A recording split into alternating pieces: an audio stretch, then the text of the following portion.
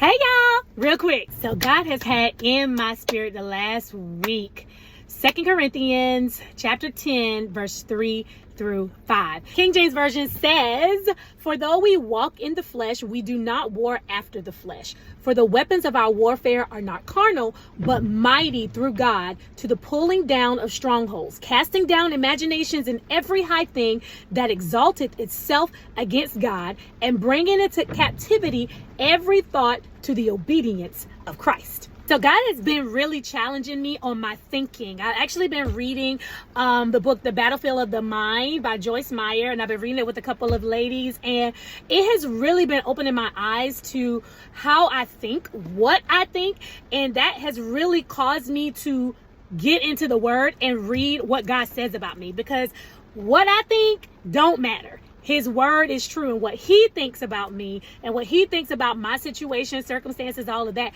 that's what matters. I liked in this scripture when it was talking about our weapons. And so I was like, what are the weapons that we have that we can fight this not carnal thing, this not human thing?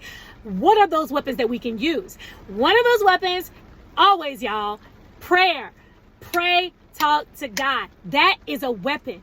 We can use our weapon with reading the word. The word is a sword. It cuts like left and right. We can use the word for our weapons. And then the third thing, I feel like I'm repeating this all the time, but it's so true. The third thing is worship. That is also a form of a weapon that we can use to take down these strongholds, these thoughts that somehow we think are true, but the word doesn't say it, right? So that's why it's so important to get into your word.